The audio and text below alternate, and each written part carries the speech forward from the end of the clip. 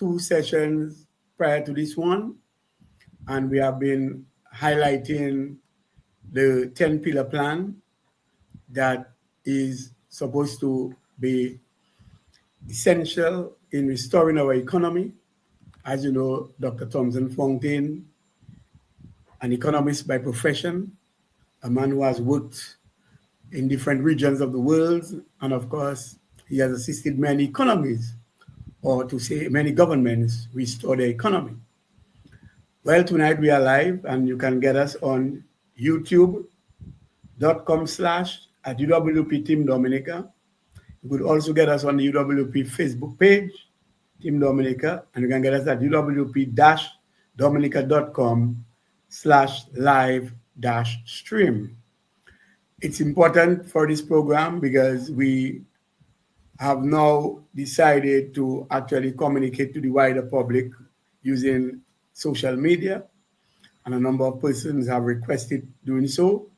And so we have yielded to the suggestion and have so far been, doing at the wish of the people. So Dr. Thomson Fontaine, let me welcome you to this program once more again. I mean, today was a very bright day. Some time ago, before we just really go into the meat of our program. And by the way, tonight we'll be looking at one of our pillars, the social aspect of our program, the social aspect of our 10 pillars. So this will be highlighted with other, associated issues. But Doc, I know you have been monitoring the weather, and so far, sometime last week, we have been threatening the weather, but so far, the Atlantic seemed to be again quiet. What is your predictions based on what you have been hearing? Well, good night, so, and of course, let me say a special good night to all of our many viewers across the globe that are now, many of them coming on now, but we strive to begin on time at 8 o'clock sharp, and we're very happy that they're able to join us. Last week, around that time, we were talking about the possibility of a storm, and then we indicated that it would most likely miss us. Well, that happened. We had Hurricane Erin that is still around the area of Puerto Rico, in that area there today as we speak. But we are a little bit concerned about another system that is on its way. And this time, the forecasters are predicting that it may very well pass close to the islands, and that includes from St. Lucia to our south up to Antigua in the north. They are not obviously it is 5 days away or 4 days away, because that's on Friday. So they're not precise in terms of the actual tracking. But it is expected that there would at least be a tropical depression, possibly a tropical storm, by the time it gets to the islands. And Dominica may very well be one of those islands that has to contend with this in a couple of days' time on Friday. Oh, yes, thank you. And so we keep watching and we keep our fingers crossed that nothing happens, not to Dominica, not to any of the islands. And I believe the good Lord knows better. He will guide us and ride us out of the storm, and then we will prevail. Well, Doc, we're getting straight into it. We know we have presented as a party, United Workers Party Team Dominica, a 10-pillar plan to the Dominican people. And so far, the reception has been good. It has been well received. And a number of persons are buying into it. In fact, a number of persons have been indicating that this is the way to go. Now hearing more of our plans as opposed to probably, trying to concentrate on, the Prime Minister, who likes to hear his name called. I mean, we will call it when necessary, but for now, we need to get to the business of the people, because Dominica needs to get out from this economic morass that it has found itself. And so, Doc, tonight we're going to explore and expand and just sort of review the social program, one of the aspects of our 10 pillars. And probably the listeners would like to know, what is it about and why is it so important to the Dominican people? Yes, so thanks very much for this, and thanks for the opportunity once again, that we are able to, we can be there talking about this very important issue. And of course, this is one of the pillars that we are looking at. This pillar of social equity. You know, we have been talking about our shared dependence and also our shared prosperity. The goal of the 10 pillars is to ensure shared prosperity for all Dominicans. And that means every Dominican, including our elderly citizens, our senior citizens. There is a pillar in there where we tackle the issue of senior citizens and those who are more vulnerable amongst us. And this is very important because we believe that in Dominica in particular, there are a lot of peculiarities around the senior citizens that we must address. One of them being that, to begin with, the population, the senior citizen population, our population is aging very, very quickly. And there is a suggestion that by the year 2050, as much as a quarter of the population will be over the age of 60. And that is a very frightening prospect when you consider some of the peculiarities that we have with our elderly population. So, for example, you have a number of individuals who have never worked in the formal employment sector, in the sense that they were either farmers or in some cases self-employed and never had social security. So you have literally thousands of Dominicans who will get to the age of 70 or 65 or 70 and realize that they can no longer work for themselves. They are retired, they can no longer work, but they have nothing to fall back on. Because if you're a farmer, for example, there is no safety net for you. So there is a large segment of our population, of our elderly population, that has absolutely no social safety net. Now, what has happened is that this government, Labour Party government, what they have attempted to do is to exploit this loophole. And the way they have addressed it, or at least attempted to address this particular issue, is to throw $300, I believe $300 to the elderly citizens. Now, when you think about it, $300 in this day and age, especially if the individual is living alone, especially if the individual has no one to look after them, $300, while it may sound like a lot for a lot of people, and a lot of people are very grateful for it, it really, at the end of the day, is not much. But that is the government's attempt to deal with this issue. We believe, as the United Workers' Party Team Dominica, that we have a better solution to this problem, or not really a problem, but the challenge, because that's really a challenge that the government has. And so what we're attempting to do is to come up with a program that will ensure that individuals are catered for through our social safety net.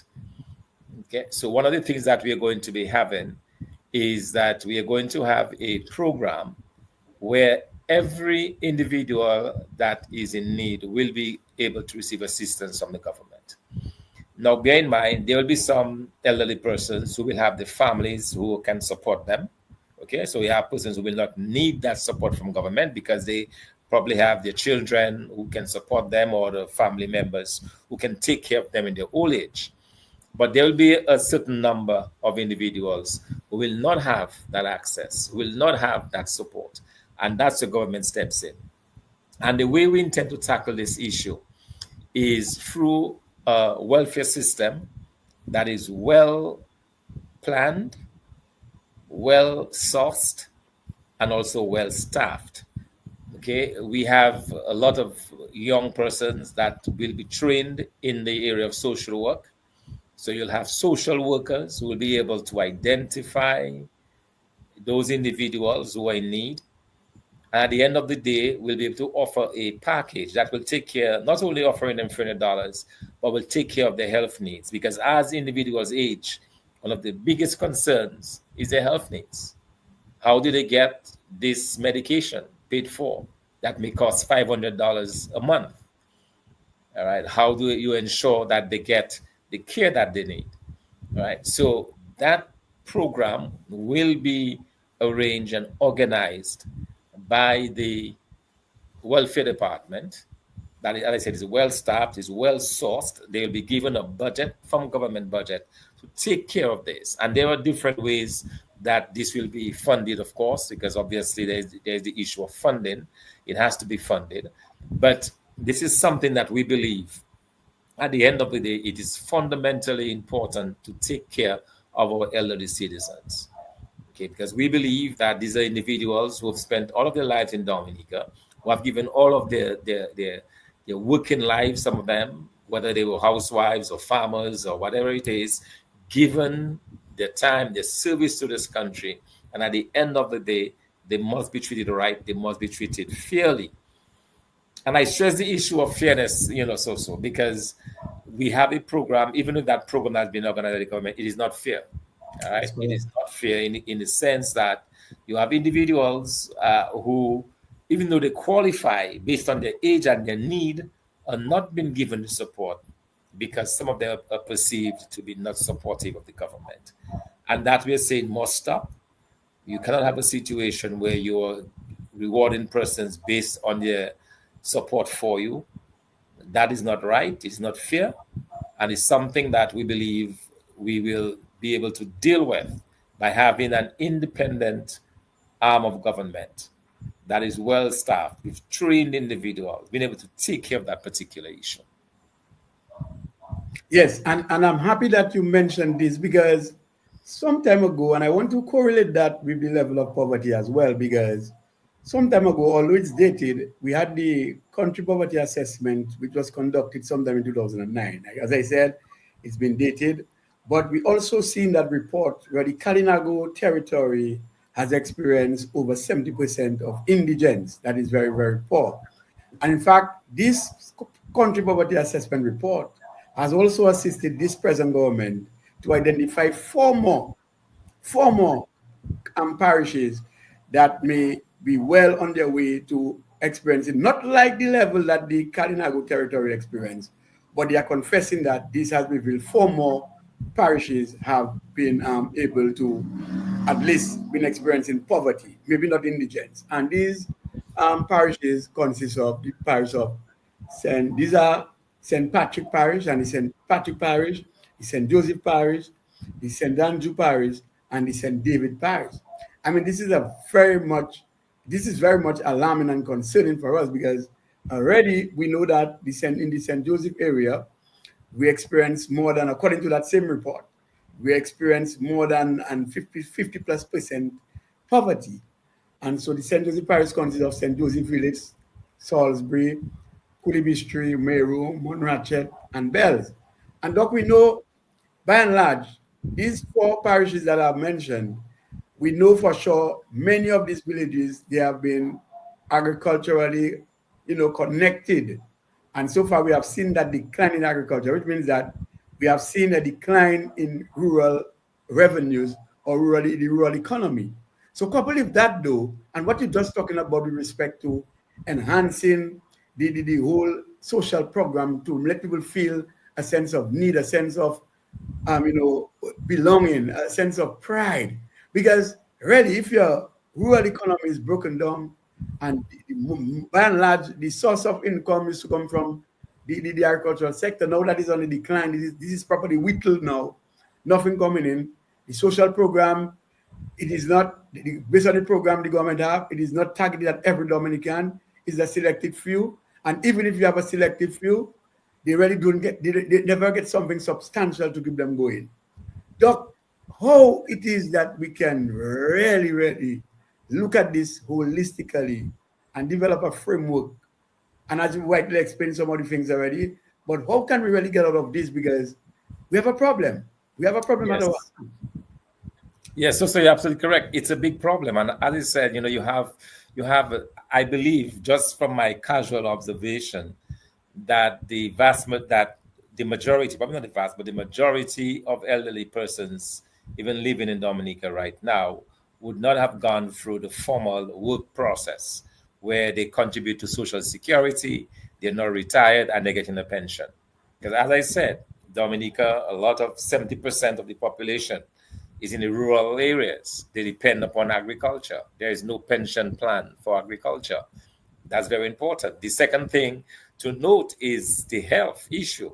As persons age, their demand for healthcare skyrockets.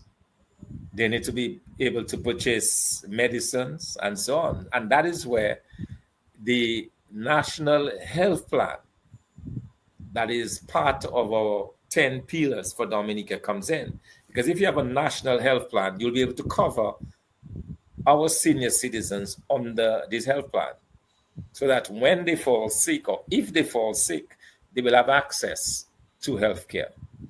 They will have access to medicines. So that is how we are going to deal with that particular issue. Okay, so that takes care of their health needs. And then the contribution, again, we will leave it up to the experts to tell us what size of contribution is reasonable. And it will definitely be more than $300, because I don't believe $300 can do much for you in today's Dominica. And I feel very sorry for persons, because sometimes they have to make a choice. Do they purchase food with that $300? Do they pay a bill, or do they pay for some health care from $300? And you know that $300 is not much. You walk into a supermarket and you come out with a grocery and a half, a grocery bag and a half, possibly, for your $300. So that is not a lot of money. So what we plan to do, and that is a key part of our 10 pillar project, is to ensure that they are well taken care of, and not only the elderly, but in that group will be persons who may be going through hard times. Okay, so for example, you may have young persons who may be looking for temporary assistance because they may be moving between jobs and they just need a one-time assistance to help them to come on their feet. They might need a 2-month rent or something to help them. The whole thing is that if you have social workers who are in tuned to the different constituents and they know who is where and what is to be required, you can in fact provide that kind of support. So we're not only talking about the elderly, we're talking about the vulnerable people amongst us, because at the end of the day, we want to ensure that we have shared prosperity for all Dominicans. So it is not just those who can make it, but where persons are struggling, where they're having difficulty, then we want them to be able to depend upon government. So the plan we have is an ambitious one, but it's one we believe can work, because it will be done in a professional manner. It will be done in a caring manner. But at the end of the day, we'll be able to take care of the people who gave birth to us, of the people who care deeply about this country, chose not to migrate, but who, coming towards the end of their lives, need that support, need that stability, need that care, need that love. And we believe that a government that truly cares will be able to provide it through a well-planned, well-arranged, well-organized system. And of course, and the question everybody is saying, well, how are you going to fund this? Because obviously that will take some funding. That's correct. Because we are talking about a national healthcare plan that will cover our elderly. We're talking about some type of stipend that will be given to persons in need, but there are ways of doing this. There are different ways. I mean, one possibility is that you could, for example, you could introduce a surcharge on persons who are working within the government, for example. I'm just saying that could be one way. I'm not saying that is the eventual thing that we will do, but you could have a surcharge where persons contribute a $5 of their paycheck every month. All right. And that $5 will go towards that particular program. There are other ways. We could, for example, identify within the revenue envelope of government, we could identify certain areas where monies that are earned by government can go into that social welfare system. Okay. The important thing is we will explore every opportunity. We'll explore every avenue to ensure that that program is well funded. But of course, we cannot know the extent or the amount until we get into office. We do these surveys so we know what the need is. And once the need is established, we'll be able to budget around it. But I want to give the assurance to the Dominican public that the Workers' Party Team Dominica cares deeply about the elderly, We care deeply about those who are less vulnerable amongst us, those who will require assistance, and we will ensure, as a responsible government, that the people who are in need are able to get that support from government in a manner that is non-partisan, in a manner that is not based on their political persuasion, who they support, but will depend solely on need. And the way you do that is to ensure that you have a highly trained and professional staff that are handling those particular affairs. I Yes. can give you guarantees so it will not be in the hands of the parent.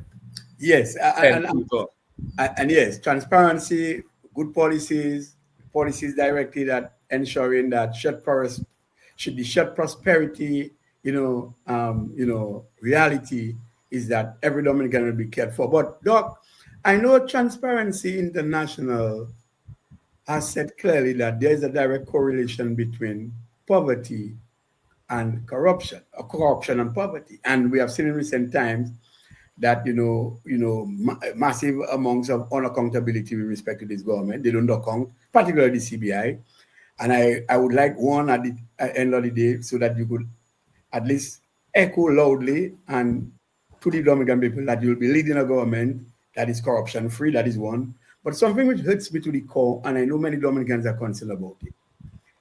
Doc, in terms of, you talk about savings, and I'm happy that you start identifying certain areas, probably that is possible, that we could source funding to sustain our social programs. But Doc, I cannot believe, this is unconscionable, A prime minister is renting a house on the state for $64,000 a month. This equates to about $780,000 a year. And so far it has surpassed 5 years, which means that it has surpassed over 3 million. Should it end up in 10 years, would have paid over $7 million. Doc, I would like you to reiterate to the Dominican people, because you have said it before, that because you are going to operate on a lean government, including finding a residence for the prime minister, not in that elaborate form like we see now. All these are part of the saving efforts and what you have been pointing to, because I cannot understand how it is one individual with a small family could see it fundamentally important to rob the state $780,000 a year just to be in a rented apartment. Doc, can you put these things into perspective? Not forgetting that we are going to be a government that we are not going to be affiliated with any form of corruption, because that's what kills a country. Thank you. Yeah, and thanks for the opportunity to make that point, And when you think about it, I mean, this is unconscionable. This $64,000, and at some point, the prime minister should be made to repay the office. He should be made to repay the people of Dominica. You understand? Because I believe that is an outrage. That is, it flies in the face of the kind of country that we know Dominica to be. That one individual could have such extravagance, could be living large, so to speak, on the backs of the poor, hardworking people of Dominica. And you talked about poverty earlier. It is a fact that Dominica is among the poorer countries in the region, notwithstanding the tremendous riches that this country possesses. Yet, you find that we are among the poorest, and a lot of it has to do with bad government policy, including a policy that takes away $64,000 for rental property on the prime minister. For the prime minister, you could build between that time. You could have built a beautiful home for the residence for the prime minister that would be passed on, for whoever takes it off office next. That could have been done, rather than that extravagance. So what this tells me is also that there is a lot of areas that you can cut. There's a lot of fat in government that you'll be able to cut so that you can fund some of those social programs we are talking about. Okay, so our social program will not be a $300 to the elderly. It will be looking after the needs of the elderly in a manner that they are satisfied, that they don't have to worry about their latter years. Okay, because you'll have a government that is socially conscious, that will take care of the needs of the people. And so I want to give that assurance, as we look at the spending patterns of this government, as we look at the tremendous waste that is within government. In this day and age, government should have already, for example, shifted to solar panels on its buildings to save on electrical costs. That is something they could have done. We see a number of vehicles, government vehicles, being driven at 7, 8, 9, 10, 11 o'clock at nights when the government is effectively shut down. So there's tremendous waste that is going on. If that is tackled, that'll be able to bring in a lot of savings. And then you have the issue, of course, of the very large cabinet, 18 ministers plus another 7 previous ministers who have been given positions, some positions within government, notwithstanding that they're enjoying their pension from Parliament, but yet they're given those positions at exorbitant rates. So there is a lot of areas that we believe will be able to cut back as far as spending is concerned, and be able to divert those resources into where they're most needed. And one of the biggest needs that we have identified is our elderly people.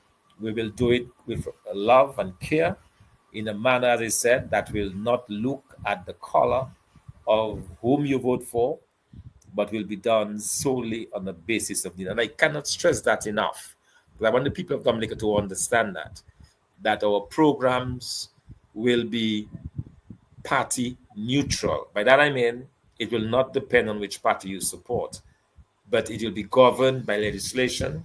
It will be governed by an ethic. It will be governed by a government that is not bowed by corruption and will not be used. And quite frankly, we see in this particular instance, and I want to make this point very, very, very strongly to our listeners, it is my view that the government has been using this whole idea of the $300 contribution as a means to gain votes.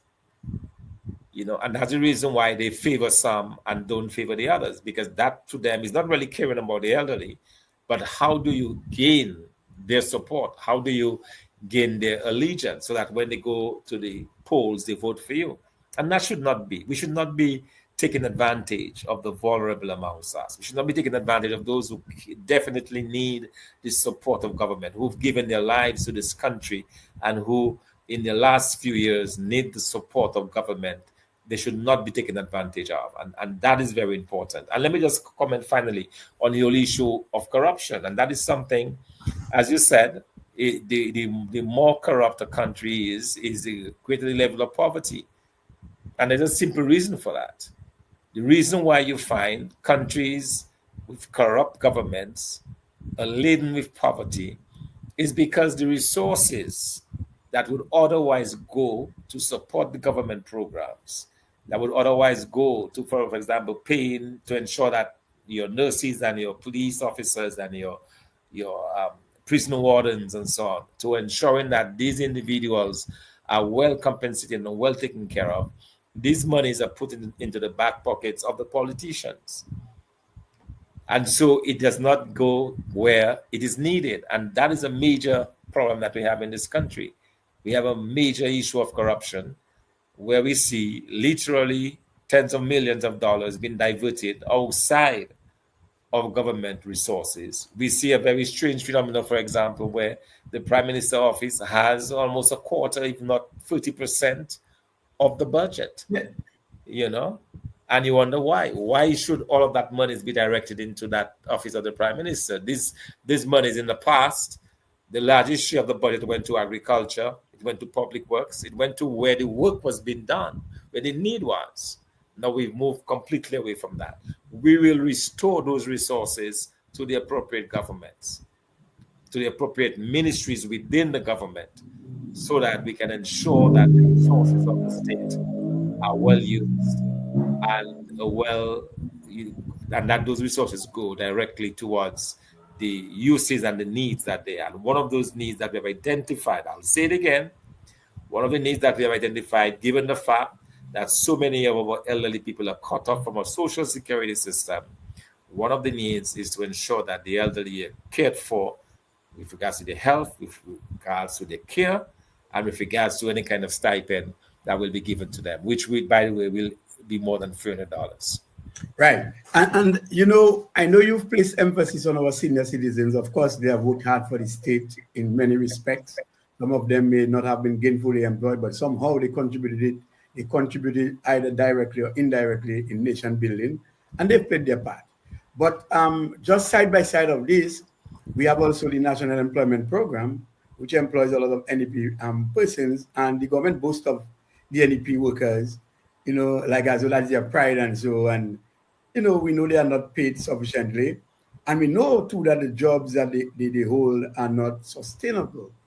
And so we have been talking about, you know, creating the enabling environment so that these jobs can be sustainable and to even deploy some of these people into areas of skill work so that there can be scope for upward mobility. Because if you are well trained, you are in some skill set, then it's two things can either happen.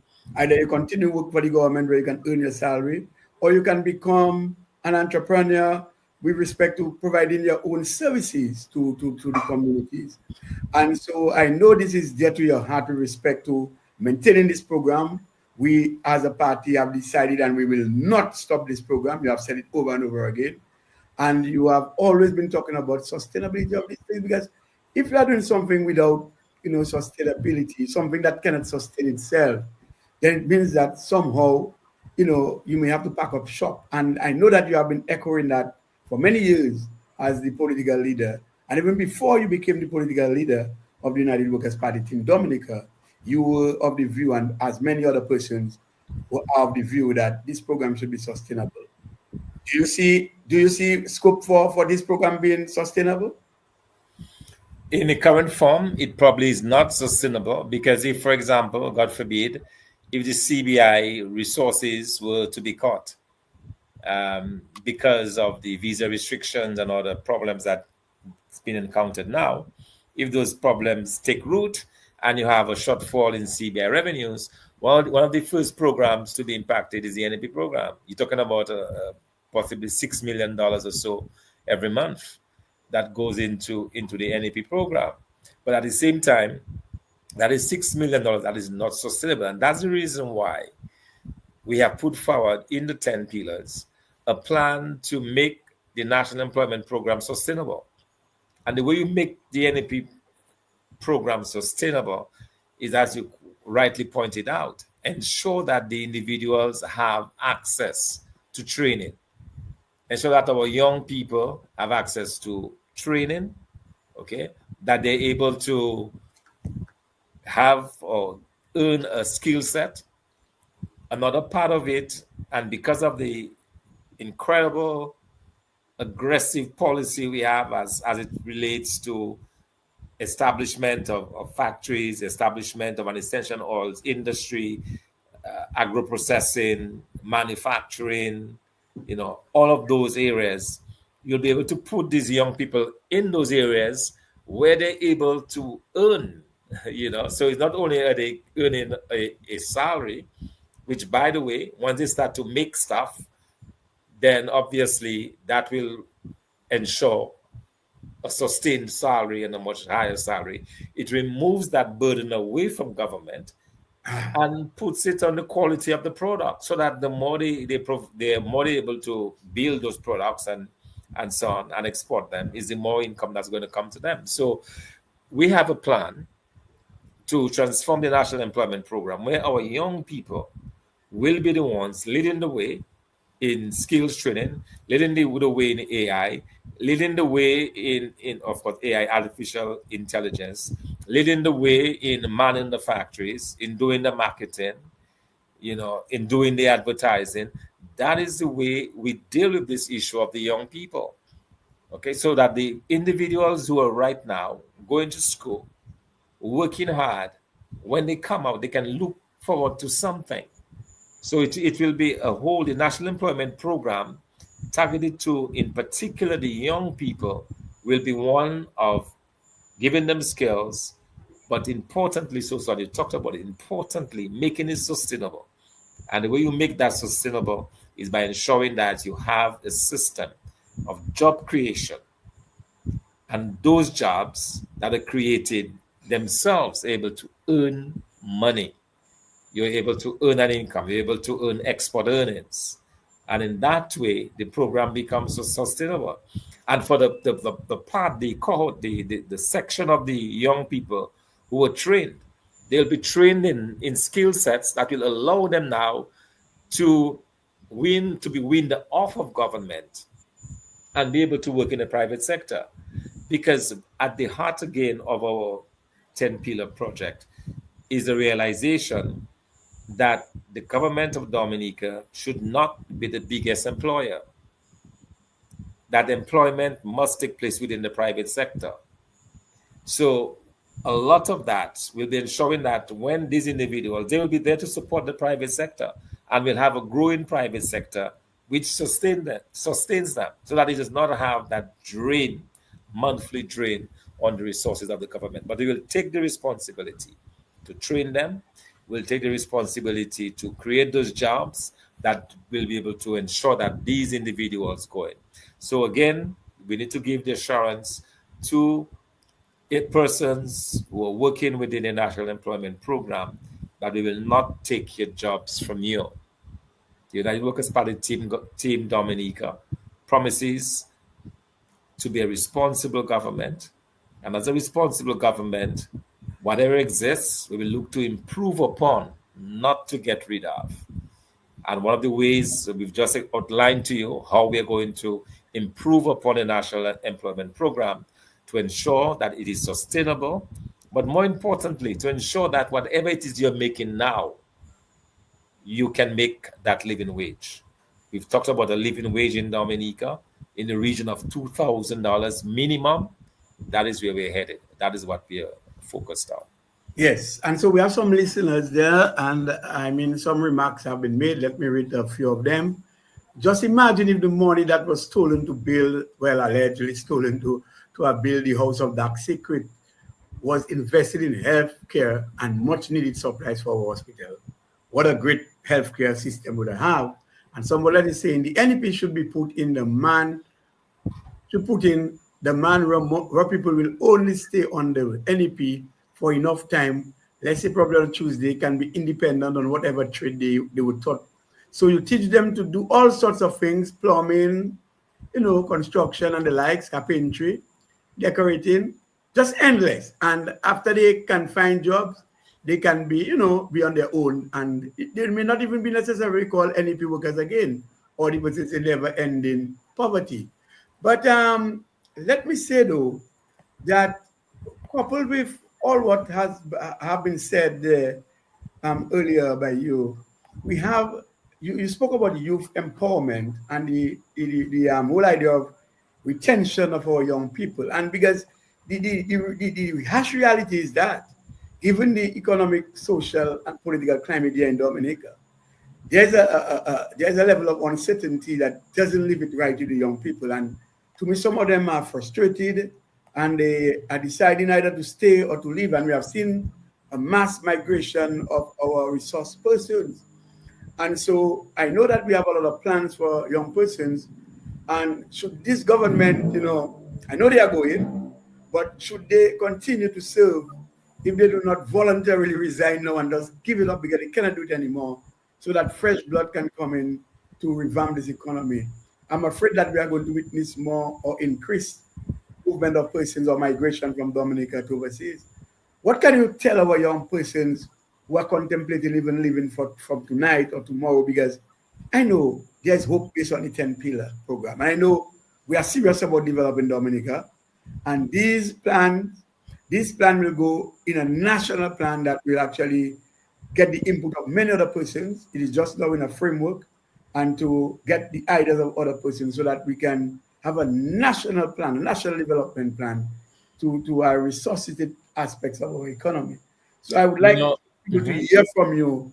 what is really coming out from your heart, because some people are aching as we speak. I spoke to a young person today, and the frustration level is high. Doc, they are relying on you, they are waiting on you. What can you say about this? You see, for the 10 pillars to succeed, I believe that we need the full support and participation of the young people in particular, because young people are seen as the lifeblood of any country. They're the ones that can work the long hours. They're the ones that have the energy, and they're the ones most times that have the raw ideas that can turn businesses and create wealth and do stuff. So it's important that, we have a problem now where we have really high migration out of Dominica, and in particular our young people. And that is what has been contributing as well to the aging population, because the people of childbearing age are migrating. So you're not replacing, as it were, the stock of the population. So this high migration will continue, because as a young person, rather than sit in Dominica frustrated, you're at the prime of your life. You need to work. You need to find gainful employment. So you run overseas. We believe the same way that our Dominicans in their thousands are going to Antigua, to St. Kitts and Nevis, different countries in the Caribbean, the United States, and elsewhere, that they'll be flocking back to Dominica. Because in Dominica, they will find a kind of jobs that are well-paying, good-paying jobs, but they will also be able to contribute to building their country.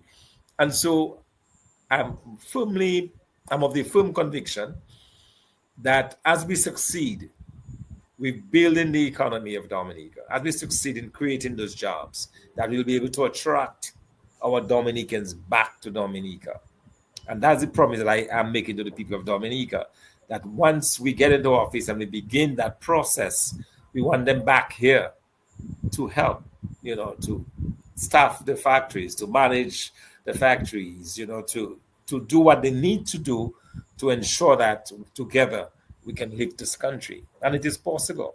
It is possible. And I believe that, in talking to our young people, while they are discouraged and many of them are looking for the exit, I believe that, we continue to produce brilliant Dominicans. Our school system, as we improve on our school system, we'll get even better graduates out of the school system. And that will form the basis or the foundation of a workforce that can help to build this country in a way that is sustainable, in a way that will last. And so I'm very optimistic about the future of Dominica, and even more optimistic about the role of the young people in helping to create that future. Yes, and so one of our callers, listener, is saying, well, look, and they like this program, they like the way you put it. And basically what you are saying is that we can use the NEP, introducing skill sets to fit the employment market, that is required. Because, and we go to the next question, because oftentimes the government boasts about sending people to further their education, but may not have done a needs assessment with respect to what the country needs going forward. And so they send people and study, but not looking at what the country requires. For what the country requires in respect going forward. Do we really need a pathologist? Normally, a pathologist comes overseas to do autopsy on bodies in Dominica. I don't think we have one right now called our own from Dominica. If that is the case, then I'm subject to correction. But I know we do not have one. And so our head is where we go into to send people to further their studies based on the country needs. And also, too, I know you have the view, and you look at Dominica's development with respect to developing this country holistically. It is not about just Dominicans living in Dominica, but Dominicans who have the right skill set, who are trained and well equipped with the knowledge, who are professionals living in the diaspora. I know you have spoken about tapping the resources of these Dominicans to help in nation building.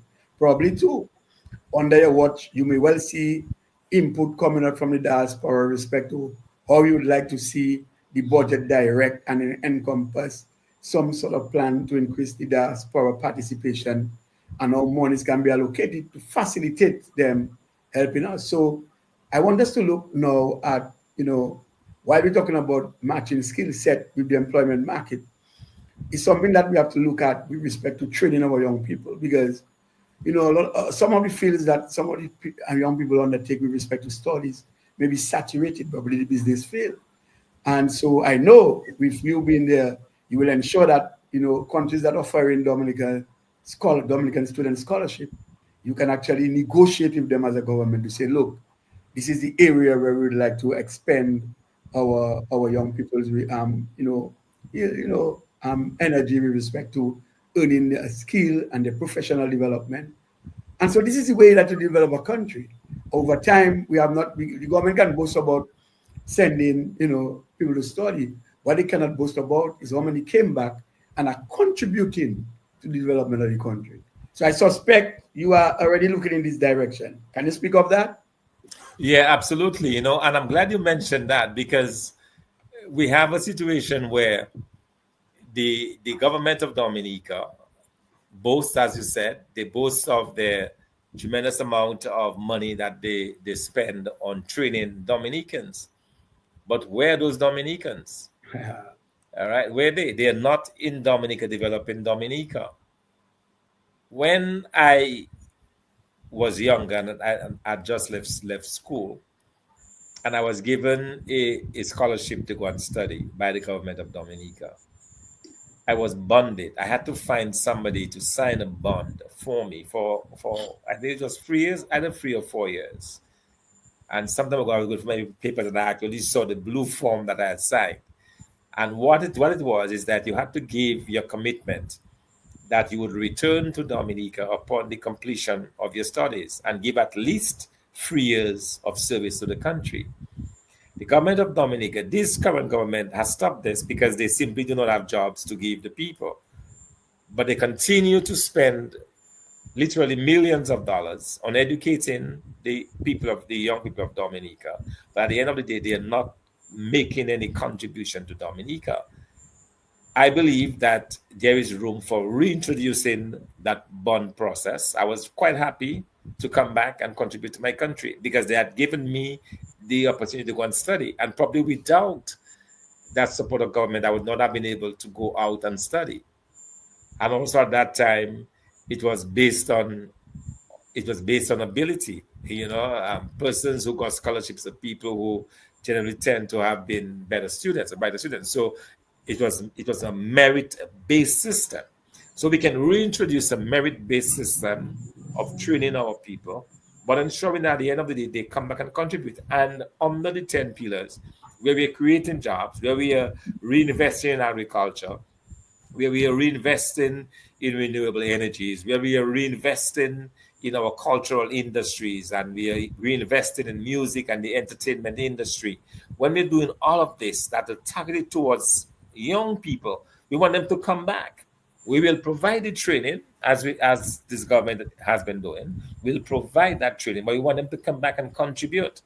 Do a 3-4 years, and if you want to move on after that, it's okay, but you need to give something back in return for it. And that, I think, is a good way to go forward, because it will ensure that you can also target the areas that you like. So, for example, persons should be trained in the area that has to do with renewable energies. We want Dominicans to be trained in artificial intelligence. We obviously want Dominicans to continue to be trained in medicine, because we need good, skilled medical people manning our health systems in the country.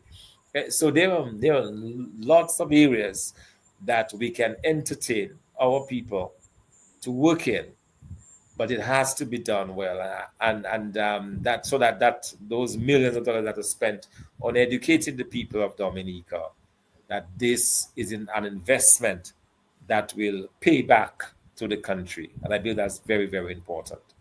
Yes, and one other person is stating here that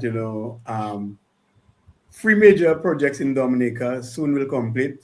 Well, I don't know how soon the international airport will complete. It is stated here: the marina, the cable car, and so forth. Well, of course, we had an aerial tram before. We had that before. It has contributed many years of economic stability in our country. A lot of people in Loda area, when the area tram was functioning, got employed. I think they were generating in terms of paying fees and in salaries over $2 million. We've lost that for now 10 years now. Thank God, the developer for the aerial tram collaborating with government is a good thing. Government provided the land, but thank God the developer has shown level of resilience and will continue. And soon this project will over. As for the international airport, I know our party, United Workers Party, while had a short stunt in government, was the first party that took the international airport very seriously. With respect to paying off for lands, all the lands were paid off for. The geotechnical studies were actually undertaken, were conducted. This time an airport is happening. We heard about 40% completion. I don't know under what milestone that is coming up, whether it's on digging earth or whether the foundation, I don't know. So far, it is not clear that 40% completion is anything new, anything close. However, we wish those projects well. The sad thing about it, though, Doc, is that the international airport has been funded by the CBI. I think the marina itself, CBI. The cable car, to some respects, I think a lot of the developers fund when they do it. But by and large, these two big projects, particularly international airport, yet we see Dominicans are struggling for a job, even about truckers. So yes, while it is true that we would like to see the completion of these projects, but also too is a sad reality when Dominicans cannot be employed to bring some meaningful economic change in their lives. Because remember, we have Dominicans who have trucks. Some time ago, they were engaged in carrying cement. That's the most we see them involved in. What about our skilled people who are trained to be on the project? We have a lot of architects. We have a lot of contractors. Where are they? They're out of the picture. And I know on the United Workers Party team, Dominica, we will see. While it is true that we will have to rely on foreign expertise, but at least we have to use what we have too. And I know you are one person as the leader or the next prime minister of this country. I believe you are keen in bringing respect to the Dominican public, with respect to those who are trained with the necessary skills and expertise to get involved in big capital projects as these. So, I mean, Doc, I know the world, you have been reiterating this, and that's a reality that Dominicans, by and large, are out of the picture with respect to earning tangibly from these jobs. Yeah, I think that's probably the biggest problem that I see in terms of, yes, those projects are good, they're ongoing. But what about the human resource? What about the ability to train our people? Not only train our people, but to have our people benefit fully from those projects. So yeah, we welcome the projects. The aerial tram, I think, is the only one project that is predominantly Dominican. I think you have the majority of workers there are Dominican workers. This is good, but this should be replicated on the international airport and elsewhere. I believe that anywhere you have a major capital project, and we spoke about that last week, we talked about ensuring that the people of Dominica have a stake in those projects and that the contracts must reflect a minimum share of the work going to locals.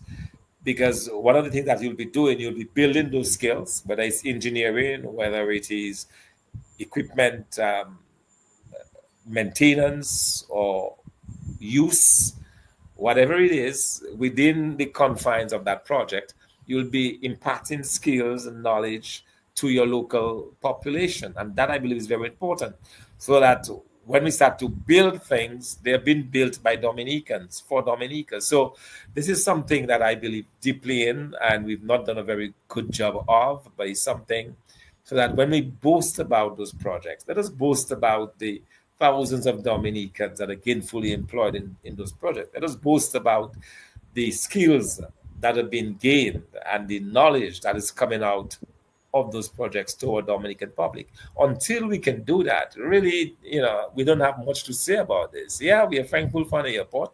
We are thankful for the cable car. We believe it will bring some tourists and so on.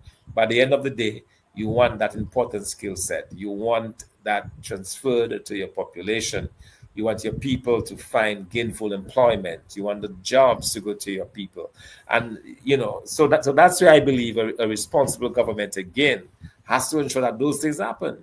You must be able to insist as a government that a certain percent of the work goes to your locals, That's always going to be on our government. We will ensure that happens. We will ensure that happens. That the people of Dominica are gainfully employed on those projects, and that we have the expertise. We develop the expertise where we don't have it, but at the end of the day, you're building up your skill set amongst the population. And that, I believe, is something that we are offering to the people of Dominica. Another important difference between the UWP Team Dominica government and a Dominica Labour Party government. Well, yes, and I really want to thank you for that, because you have been coming out clear and precise and decisive as to what it is that we see ahead of us with respect to restoring our economy. And Nep Packet was not able to be with us tonight because he's still traveling along his way from work, but he's able to participate online, and he's saying here, and he makes sense, and I'll read. He's talking about link innovation to local problems. Nothing builds purpose like solving issues that directly impact your community. Probably water shortages. What about water shortages? You can develop low-cost rainfall capture systems. Import dependency. They can grow high-value crops or make local substitutes. Climate change. They can design coastal protection models using local materials. When young people see their innovations making visible change, living starts to feel less attractive. And I will add to with that, you'll react, but let me just say too, even as we boast of our aerial charm and we talk about probably Dominica, and we have this Whitey Kubuli trail, we could engage young people with respect to doing, the trail mapping, using portable GPS equipment to actually, record coordinates at certain points on the trail, so that if something happens at point A or point B, or maybe on segment 1, segment 2, based on the coordinates you have, you can relay that information back to a central command, and they can say, look, a person got injured on segment 5 at coordinate 5.5, whatever. Or you could use some feature. You could take the coordinates, so you could say at a shed, probably at the gourmet tree or whatever, you could use the features in the forest to actually use as landmarks to indicate person is being injured. Because these things sometimes can be precarious, the journeys. Sometimes not every time you meet favorable weather, you could meet an inclement weather conditions, and that could be hampering the progress. But your reaction to what NEPT has just actually broadcast there for us? No, this is excellent. And that's the kind of thinking that we possess within the United Workers' Party Team Dominica. Individuals like NEP who are committed to it, make use of those resources, and as I said, and we have been warned as well, so that we should not reveal all of our plans on our program. Yes. Because people are listening. I see a number of persons come on there on the fake names like John Brown and so on, trying to disrupt and show their ignorance, but we are not coyed. We are not bowed by this kind of behavior. We are having a very civil and serious discussion about the future of Dominica, and persons who truly care about Dominica should be listening and paying attention to what we're saying, and should not be trying to poke all kind of nonsense that petty politics. We have risen above that. We are at the point where we are speaking to the Dominican public on real issues, real solutions to the real problems that have been faced in this country. And tonight, I was very happy that we were able to talk about a real solution to the issue of the elderly. Persons who are not contributing to any social security program, but who at the end of the day will have needs, especially as they age, medical needs and other needs that will follow them. and how those need to be treated. So we do have a plan, for this country. And I'm proud that we have people like Nept and others like him, who support that process and who are positive and who will continue to contribute positively. And, at the end of the day, it's also, it is our commitment to country. It's our love for country. It's our desire to see Dominica grow and move beyond the way it is.